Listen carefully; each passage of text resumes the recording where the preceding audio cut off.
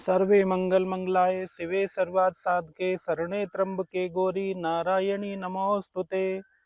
नमस्कार, राधे राधे मित्रों। दिल की बात श्री वैशानी के साथ में आपका स्वागत है।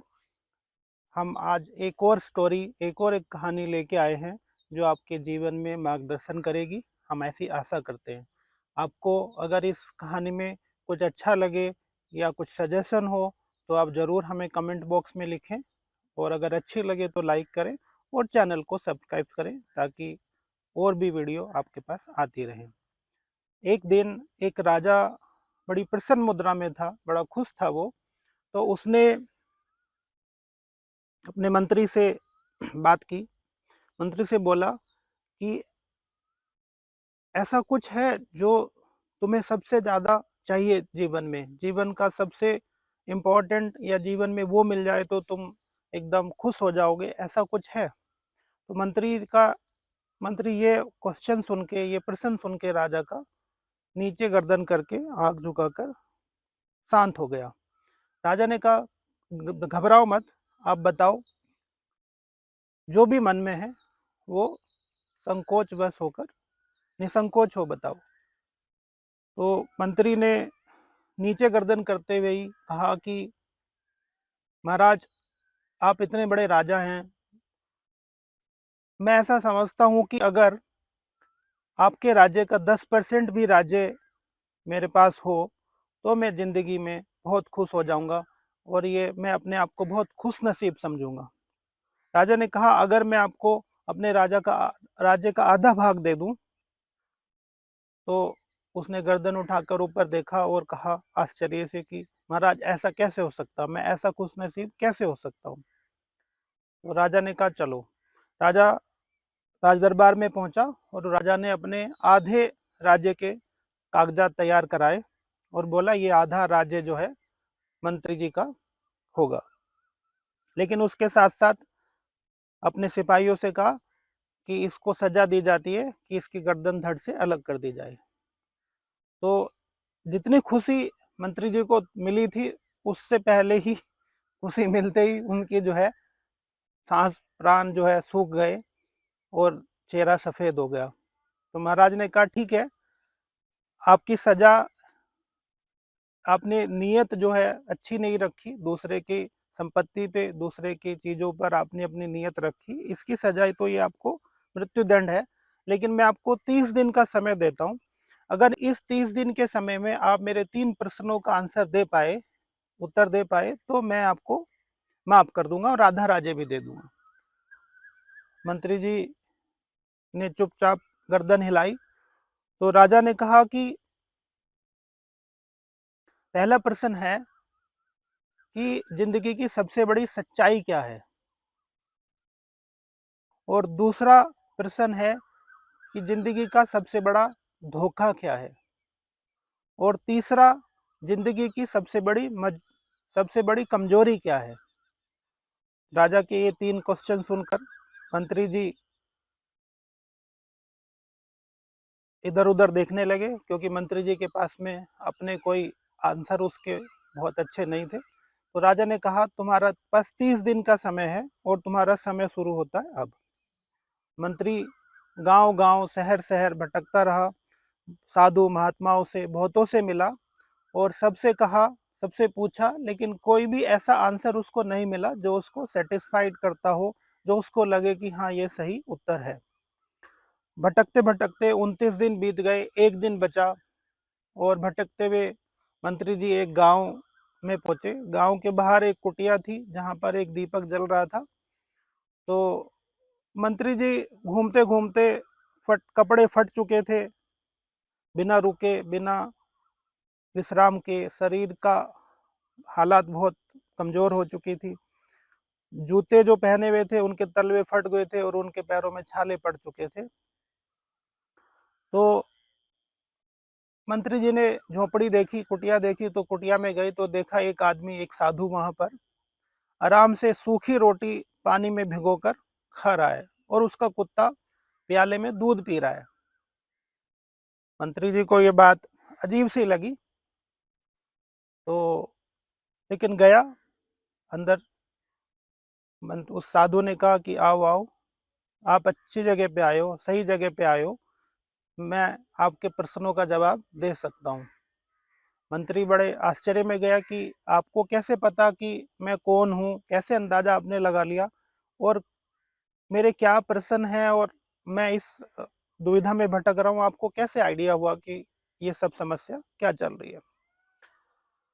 तो साधु खड़ा हुआ और उसने अपना जो दुसाला ओढ़ा हुआ था, कपड़ा ओढ़ा था, उसको हटाया। तो मंत्री ने देखा कि उस आदमी ने वही कपड़े पहने हुए थे जो राजा अक्सर उसको भेंट दिया करता था। तो ये देखते हुए मंत्री जी को बड़ा आश्चर्य हुआ। तो साधु ने कहा कि मैं भी राजा का मंत्री हुआ करता था पहले। तो मंत्री जी ने पूछा, तो क्या आप उनके सवालों के जवाब नहीं दे पाए? कह रहे, नहीं, मैंने सवालों के जवाब तो दिए, और उनका आधे राज्य भी के पेपर भी वहीं फाड़कर वापस राजा को देकर मैं अपने कुत्ते के साथ आकर रहने लगा इस झोपड़ी में। तो कह रहे, अच्छा। तो कह रहे, आप अगर चाहते हो कि भाई मैं आपके सवालों का उत्तर दूं, तो मैं आपके 2 सवालों का उत्तर जो है मुफ्त दूंगा, लेकिन तीसरे सवाल के आंसर के लिए, उत्तर के लिए आपको जो मैं कीमत मांगूंगा वो देनी पड़ेगी। मंत्री के पास कोई चारा नहीं था, तो उसने साधु की बात मान ली और कहा कि ठीक है, मैं आपकी कीमत दूंगा। साधु ने कहा कि मौत, मृत्यु आपके पहले सवाल का जवाब है। मृत्यु जिंदगी की सच्चाई है। यह छोटे बड़े, अमीर गरीब, राजा रंक, साधु महात्मा किसी को नहीं देखती, सबको बराबर मिलती है, कोई उसको रोक नहीं सकता। तो पहले पहले जो सवाल है आपका, उसका जो आंसर है वो मृत्यु है। तो ठीक है जी। तो दूसरा सवाल, धोखा। तो जिंदगी अपने आप में ही धोखा है, सबसे बड़ा धोखा है। जिंदगी कब है, कितनी है, किसी को नहीं मालूम है। इसी जिंदगी के चक्कर में आदमी झूठ फरेब और पता नहीं क्या क्या करता है। तो सबसे बड़ा धोखा जिंदगी है, जो उसको पता ही नहीं है कि नहीं ये कब तक है, तो धोखा। अब तीसरे सवाल के नंबर में साधु ने मंत्री जी की तरफ देखा, बोलो, लेना है तीसरे सवाल का भी जवाब? तो उसने कहा, हाँ, देना है। तो ठीक है, अगर आप तीसरे सवाल का जवाब चाहते हैं, तो मेरा कुत्ता जो दूध पी रहा है, वो उसका झूठा दूध आपको पीना पड़ेगा। मंत्री हड़बड़ा गया, ऐसे कैसे? तो उसने कहा कि नहीं, मैं तो नहीं पीऊंगा। लेकिन दूसरे ही पल उसको राजा के दंड का, मृत्यु का भय हुआ। तो उसने कहा, ठीक है, मैं पी जाता हूँ। तो मंत्री जी गए और प्याला लिया और एक ही सांस में सारा झूठा दूध पी लिया। झूठा दूध पीने के बाद में साधु ने कहा कि ये मजबूरी मजबूरी ही आपके तीसरे सवाल का जवाब है। कमजोरी, जो आपको पूछा गया था कि जिंदगी की सबसे बड़ी कमजोरी क्या है, तो ये मजबूरी है। इस मजबूरी वश ही आपने वो काम किया जो आप कभी ना करते और कभी करना नहीं चाहते थे। तो तीनों सवालों का जवाब पाकर मंत्री जी बड़े खुश हुए और वहां से तुरंत राज दरबार पहुंच गए। उन्होंने राजा को सभी 3 सवालों के जवाब दिए। तो राजा ने उनको जो शर्त के अनुसार कागज सौंप दिए राजे के। तो मंत्री जी ने कहा, महाराज, ये कागज आप अपने पास रखिए, और मैं बस इतना चाहता हूं कि आप मुझे मंत्री के पद से मुक्ति दे दीजिए। तो राजा ने कहा कि ठीक है, हमने आपको माफ़ किया और आपके मंत्री पद से आपको मुक्त करते हैं।